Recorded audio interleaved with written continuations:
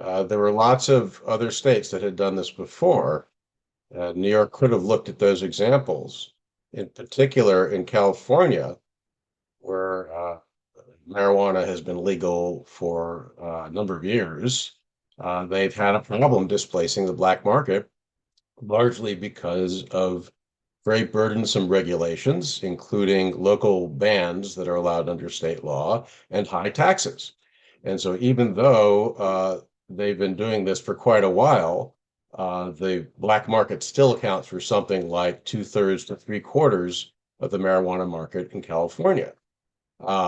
So if you have examples like that to look at, you should be able to anticipate that if you regulate too much, if you tax too much, if you create too many barriers to getting into this business, that you will have similar problems. And that's what you see in New York, where there is virtually no legal market for recreational marijuana. When I checked the website today, I think there are 112 authorized recreational dispensaries in the whole state of New York, which is an absurdly small number, smaller than almost any other state that's legalized recreational marijuana, much smaller than, for example, New Mexico, which legalized marijuana around the same time. So it's not just a matter of, oh, getting it up and running. We haven't had as much time as other states. Even compared to other states in the Northeast, New York has substantially fewer dispensaries per capita. One of the things in legalizing, they gave a lot of reasons. We can regulate a product, it'll be healthy and safe, it will right some wrongs, it's whatever I've always thought, well, the bottom line was money. They want their money. That's why they're doing this. They see a new way of getting tax money. And if that's the case, the governor today and Kathy Hochul held a news conference where they've got some new laws, which she says will address the problem of all these rogue weed shops, if you will, by cracking down, by going after them with law enforcement, by padlocking the doors, by fining the owners of buildings who don't evict them, and all these other things. Never mentioned perhaps reducing the taxes on them if you want to get rid of the black market. Now, she has previously said that reducing taxes is a good idea, and I agree. I probably would reduce them more than she would. I think, honestly, when you start out this process, the best thing to do is set taxes at zero, because that's the rate that's paid in the black market. And then maybe after the industry is established, if you're looking for revenue, you can start to tax them. But instead, what they do is they way overtax, which makes it difficult for licensed businesses to compete with the black market. And then after a number of years, they say, oh, maybe we should cut taxes. This is totally foreseeable. And in particular, New York has this tax that's levied at the wholesale level that depends on THC content. And that has a compounding impact, because that then figures the next level at the retail level in the tax that's imposed. 13% tax is imposed at the retail level, and also in the markup at the retail level. So really, they should eliminate the wholesale tax altogether. Try that. They could cut the 13% retail tax as well. There is inevitably a trade-off between trying to use this as a source of money for the state and trying to get the market established to begin with. Because if you don't have a market, there's nothing to tax. So even in terms of revenue, even if what they're looking to do is raise revenue, they have to keep in mind that too high a rate is going to keep the legal market so small that there won't be much revenue coming from it. So yes, cutting taxes makes sense. In terms of the crackdown, I don't think that makes sense, because that's just addressing a symptom. This is a symptom of the underlying problem. The underlying problem is that it is too expensive, too difficult to get into this business, and that the legal businesses are systematically disadvantaged compared to the black market.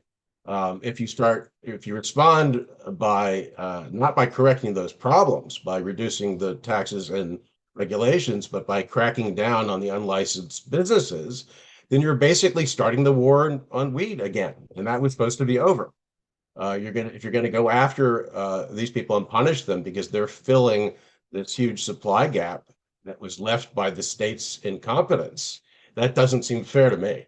Like what you want to do is make it as easy as possible to participate in the legal market, and then you will have fewer of these unauthorized dealers.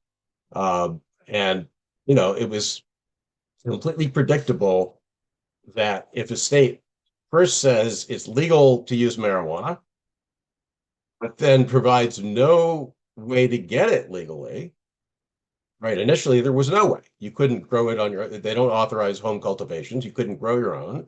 The existing medical marijuana dispensaries were not allowed to serve the recreational market, which seems insane, but is obviously a protectionist measure designed to, stop, not to protect them, but to stop those businesses from dominating the market, to protect the new entrants.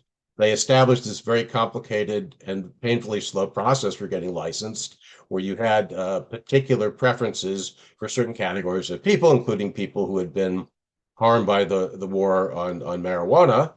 And that meant other people, maybe with more business experience, a better ability to jump into the market, were excluded to begin with.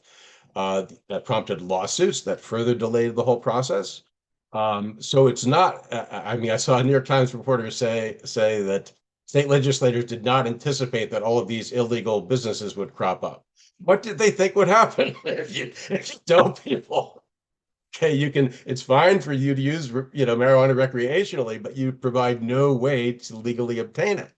It was totally predictable that this would happen. If you're not going to allow people to supply it legally, inevitably lots of people are going to supply it illegally. Okay, couple things for me.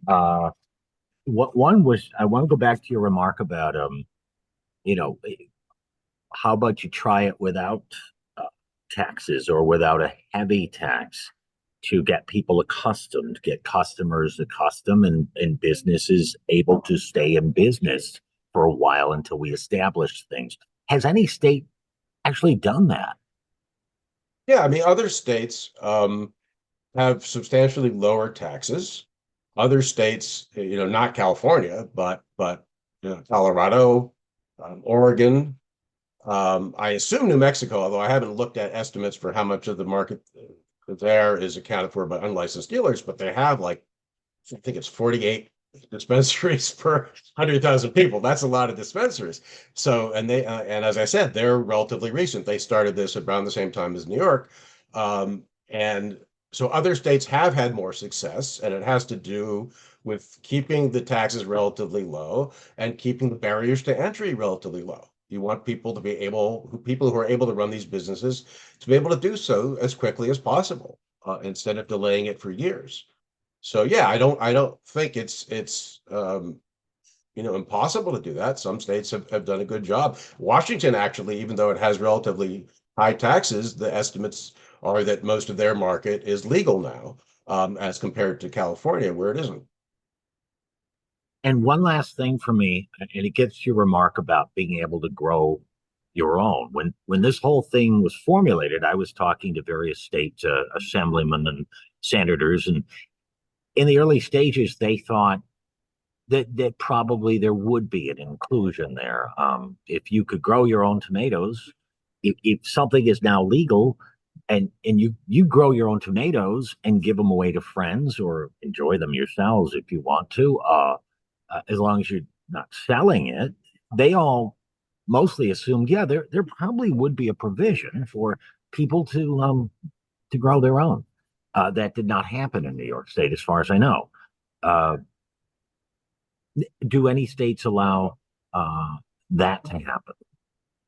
Yes, states generally do allow home cultivation, and it's not as if this totally replaces the retail market. I mean, it's like take tomatoes. A lot of people grow their own tomatoes. You still can buy tomatoes at the supermarket. It hasn't entirely displaced that market. People make their own beer at home. It doesn't mean that they don't buy beer at the store. So I think there was a fear. The legislators were afraid, oh, if we let people grow their own, then the new businesses will have trouble getting established because people will just grow their own. I don't think that's true because this is really something that not everyone's interested in doing. But certainly, if you have no supply initially, it made sense to allow home cultivation because where else are people supposed to get uh, this product that they're now supposedly allowed to use? They just can't. They can use it, but they can't get it anywhere legally. That made no sense. And I think most states that have legalized recreational marijuana do allow home cultivation. It is not something that prevents, the market from being established. And it's consistent with policies regarding lots of other products that people can both, buy from, retailers or grow or make on their own. I think that's like a basic right to do that New Yorkers certainly should have.